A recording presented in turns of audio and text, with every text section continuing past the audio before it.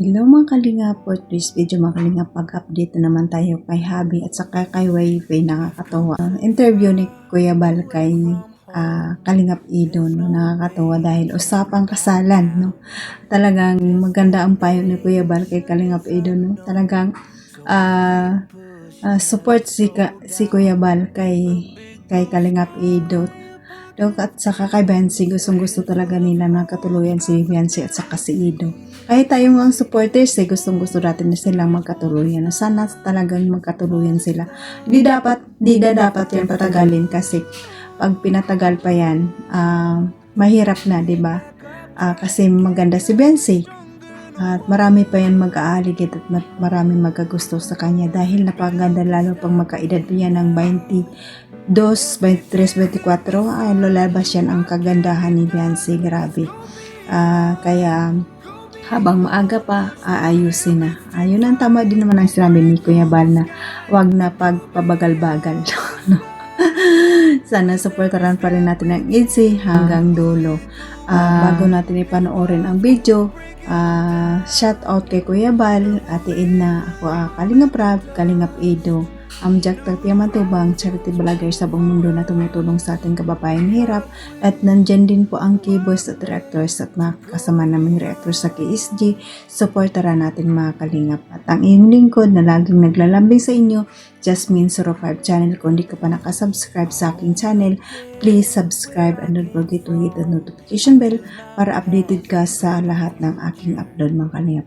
At kung bago ko pa lang sa aking channel, paki-click ang notification bell at paki-subscribe na lang po at saka paki-like and share. Maraming salamat. At ito lang aking sasabihin, panoorin na mabuti ang video bago magkomento para alam nyo talaga ang nilalaman nito. So mga kalingap, bago tayo mag-proceed, batiin ko na kayo ng magandang gabi, magandang araw. Kung saan sulok na mundo tayo naroon, mapa Mindanao, mapa Luzon, mapa Visayas, pa OFW, kamusta tayo mga kalingap? Ang hiling ko lang, sana nasa mabuti tayong kalagayan at wala tayong sakit and good health lang tayo palagi. Tara na mga kalingap, manood na tayo sa ating topic. Let's go, 1, 2, 3, go!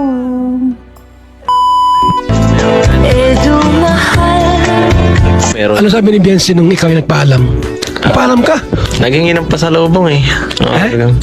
Ano sabi? Hindi mo kakalimutan ng pasalubong. Sabi nga nun? Okay. Grabe yung ano nyo, titigan nyo. Sa birthday mo?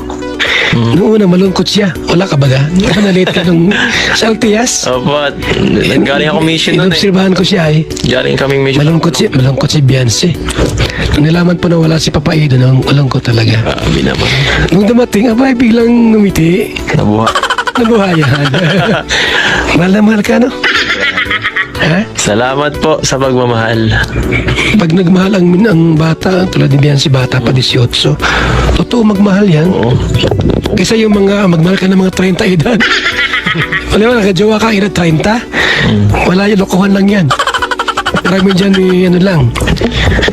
Ibang gusto, pero mga batang ganyan, 18, 19, 20. Ay, nako. Totoo magmahal yan. Paano man si Birador niyan? Ilan taon na si Gingging? Ewan ko, mas matanda yun sa akin eh. 24 pa lang yun. Gusto mo? Sige. Gawin natin. Tara. Kasi nakita ko si Biancy, baka makuha pa ng iba ay yung naalala ko ay. Ihirapin pag nakuha ng iba si Biancy. Sa ganda na yan, ganda niya.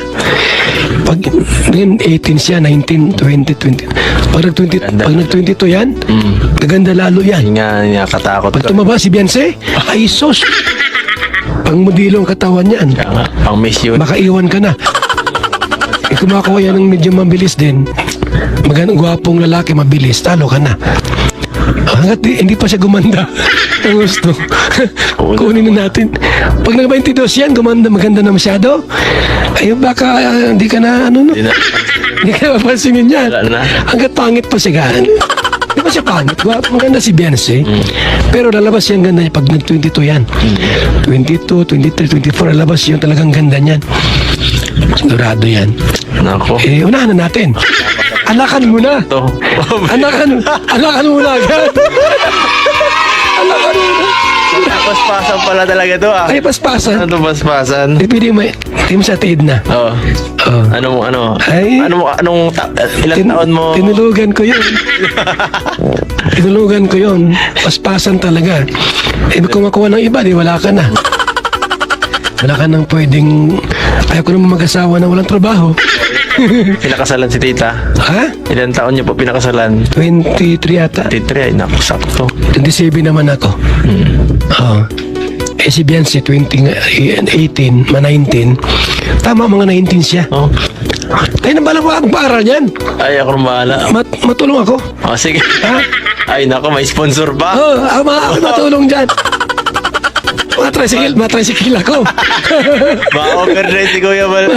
Sigurado yan. Ma-overtime. Ang maganda yan, pagka naiwag ka sa akin ni Beyonce, sulong-sulong mo na. Wala namang makakaagaw niyan. Wala namang parahara dyan. Siyempre, kahit si Dr. Lab, huwag mo na papuntahin dyan. Ha? Mas mabibisi, masisira ang focus sa pag-aaral pag may laging bantay. Eh, kotse ka naman, tigahatid. Oo nga. Kahit may anak kayo, walang problema yan. Di ba? Siya. May ipon ka naman. Oo. May ipon ka naman. Pwede na yan. Ako na magbablog ako eh. Mag-vlog ako. Pag may time kayong daw mag-vlog, hindi mag-vlog kayo. Eh, may sponsor yan. Ay, may siguro. Kasal? Siguro. Itzy? Ay, dami yan. Birthday pa nga lang eh. Ay, Kasal birthday na pa, eh. kasal. Dalawa kayo. Ay, baka 10 litson niya. Makakawa. So, ayan mga kalingap, napanood yun naman ang video, no? Nakakatawa dahil si Beyonce may request kay Papa Eds. Pasalubong. Yan lang ang talaga ang hiling ni Baby Beyonce natin, no? Napakabait pa, napakaganda pa. At kasama si Papa Eds sa Hong Kong. Malungkot nga si Beyonce dahil naiwan siya, no? Sana kasama din si Beyonce kaso lang talagang nag-aaral na may klase pa kasi. Kaya hindi siya nakasama, no? Kaya sana talagang usapan na talagang ang ganda ng payo ni Kuya Bal kay Papa Eds na talagang gusto talaga ni Kuya Bal na makasal ang Itzy habang mas maaga pa. Kasi kung patagalin pa yan, mahirap na, di ba? Lalong gumaganda si Beyonce, lalong magkaedad yan ng 21, 22, 23, 20, hanggang pataas talagang gumaganda yan. Grabe. Lalabas talaga ang kagandahan yan. At pwede naman na mag-asawa sila, pwede naman na habang sila na kasal na sila at mag-aaral, pwede naman yan sa pag-uusap naman nila yung dalawa eh. Ang iba nga dyan, ilan na ang anak nag-aaral pa rin, di ba? Pero depende yan sa kanilang dalawa, sa pag-uusap lang nila yan. Kasunduan nilang dalawa kung ano ba talaga ang dapat, di ba? Hindi na dapat patagalin yan. Pag-uusapan na lang nila kung ano ang dapat gawin, di ba? Mas maganda yung may tali na. Di ba makalingap, hindi ka na makawala pag may tali na, di ba? Kaya, tama din si Kuya Bal. Ilis-bilisan mo na Kalingap Edo. Habang lalo pang may daming sponsor ang Itzy, talagang matuwa ang mga supporters ng Itzy, ang mga sponsor ng Itzy. Kung sila naman talaga, lalong daming handa yan, sabay pa lang nga, parang kasal na eh, lalo pang yung kasal, kaya sobrang bongga siguro yung Kalingap Tawang. Iniisip ko lang, nakapaka-excited no, kaya patuloy pa natin suportaran ang Itzy hanggang dulo talaga mga Kalingap, at patuloy pa tayo mag-marathon sa mga Itzy upload at sa mga sa channel ni Kalingap Rab. Marathon natin palagi at ma-hit natin ang 1 million sa 94, 95, 96 at marami pang upload dyan sa Kalingap Rab na hindi pa nag 1 million. Mag-marathon tayo palagi mga Kalingap pag wala tayong ginagawa. At nandyan ang channel ni Kalingap Edo, palagi din natin i-marathon dahil marami din siyang beneficiary na nag-aaral. Malaking tulong ito sa kanya mga Kalingap. At nandyan si Kuya Bal, hatiin na i-marathon din natin ang kanilang mga channel. Nandyan yung silent viewers natin, yung viewers, mga solid supporters ng Kalingap. Maraming salamat sa inyo sa papanood ng aking mga video palagi. At nandyan din po ang Love Team supporters natin, Itzy, Jumcar, May Chris, Brian Joy, at iba pang love team supporters na laging nanonood at nag-aabang ng ating mga upload. Maraming salamat. At nandyan din po ang ating mga sponsor, mga big sponsor natin. Salamatan natin sila palagi dahil sa kanila marami silang natulungan. No, maraming salamat sa inyo at mga kapakong OFW kung saan man tayo naroroon. Mag-ingat tayo palagi and good health lang tayo. No? Hanggang dito na lang mga Kalingap. God bless at all and God bless Team Kalingap. Bye-bye!